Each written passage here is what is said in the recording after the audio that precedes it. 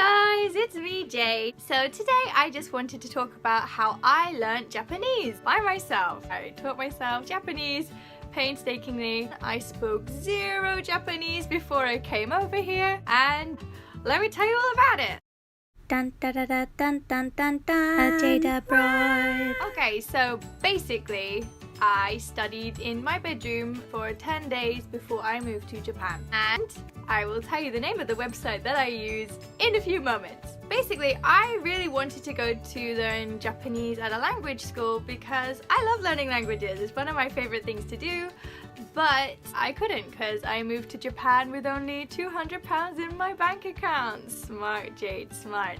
So yeah, I had no money. So how did I do it? How did I learn Japanese? Basically, I used the internet to start with. So I found this Spanish guy called Sensei on YouTube, and he is smegging hilarious and a better teacher than I found most of the English speaking teachers to be.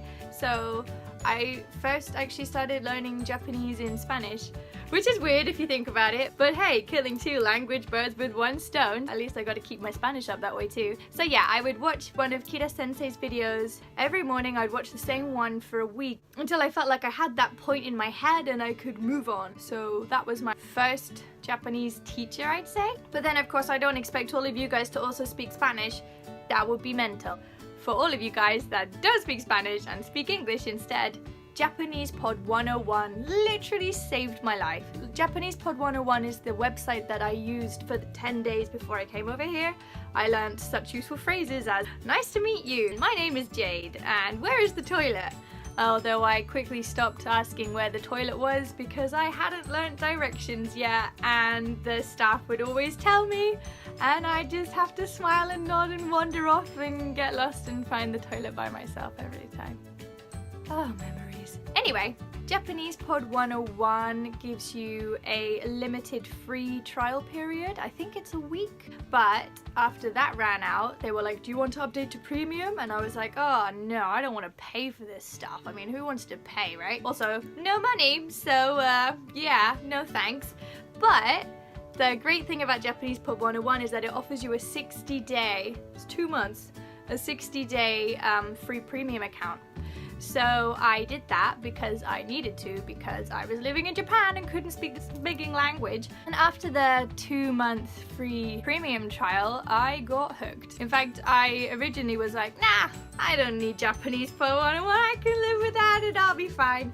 And I went my own way and I sucked, and my learning speed just kind of dropped to the pits of So long story short, I paid for premium, and that saved my life and is one of the main things that I can thank for my Japanese ability right now. Other than that, I also used some textbooks. I started with Minna no Nihongo, which means everyone's Japanese, but it's really not useful if you can barely read hiragana and katakana and they're chucking kanji at you all of a sudden and you're like, "Ugh." Yeah, so for those that don't know, because maybe you don't, Japanese has 3 alphabets. Yay! Yeah. So Minna no Nihongo was recommended to me by some share house friends at the time, but I really don't recommend it for beginners because it's 100% written in Japanese. And then I did a bit more research, and actually they do have an English translation version of it too. However, again, for an absolute beginner starting from zero, Minna no Nihongo was really kitsui. How would you say that? Really tough for me to crack on and get through.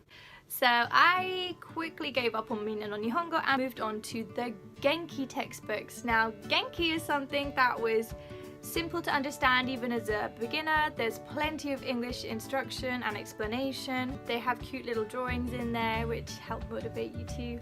And yeah, I really liked Genki. So if you would prefer a textbook rather than an internet online interactive course, then try that one out. Then of course I had 3 jobs, so I had a lot of commuting time and I was stuck on trains for hours every day. Japanese trains at rush hour, not fun. I'm sure we've all seen the videos of people being pushed on the trains. Yeah, that's normally the passengers shoving you on. Anyway, that's another talk. So I'm on the train a lot, right? And for the first 6 months of my stay in Japan, I didn't actually have a phone. Yeah, I know, 6 months in Tokyo, no phone, 2015. It was a tough time in my life, but it taught me inner strength, I hope. I hope it taught me something. Anyway, once I finally got a phone, I had an Android. So I downloaded this app called Sensei, which was amazing actually, and it teaches you grammatical Japanese points and introduces new vocabulary depending on like the topic that you go through. Again, it's just like a little language course, but it was free. So I was like, yes, amazing.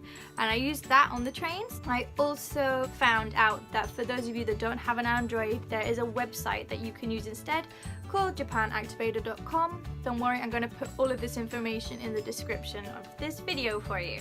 Another app that I cannot recommend more than anything that I ever use while learning Japanese, I used a flashcards app called Ankidroid, which again is free for Android, but I think you have to pay for it for iPhones, but worth the money.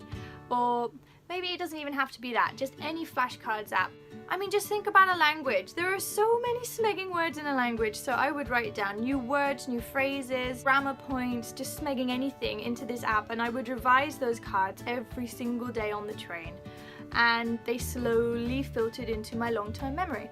And a lot of the Japanese ability that I managed to get was thanks to that app. So really try that one out, guys. I know flashcards sound like, oh, so dull, why? But really cannot recommend them enough, so try them out.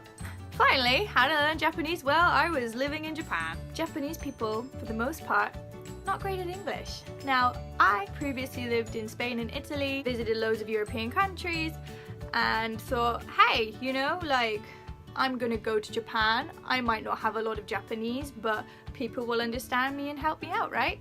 Wrong! So smegging wrong! That just no.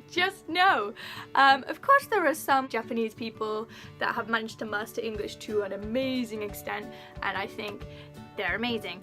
But Japan's an island, and Japanese people like their island, and they love living on their island, and they see no need to learn English. Fair enough. Anyway, I digress. I was living in Japan, and Japanese English isn't great, so I had no choice but to learn Japanese. A top tip for anyone that can manage it: get a Japanese partner, find a Japanese girlfriend or boyfriend, because you learn so much language if you force yourself to speak in their language. Actually, this is my top language learning tip of all time. I also learned some Spanish and Italian from dating Spanish and Italian speakers. And if you don't live here, then language exchanges. There are so many language apps. There is Hellotalk, which is a language exchange app. There is also the website Interpals. And then of course there are language teaching apps as well. Duolingo, which we all know and love. Busuu.com. There are loads of resources out there. Japanese Pod 101 was amazing. Flashcards. Find an online teacher. There are so many things out there, guys. If I can do it, you can do it. So yeah, I hope those tips helped you. I hope you reach your language goals. It's a never-ending game trying to learn this language, so ganbatte kudasai ne! If you like this video, then please give it a like and comment below and subscribe for more hints, tips and Japanese things and other travel-y things. And yeah, I'll see you all around. Bye!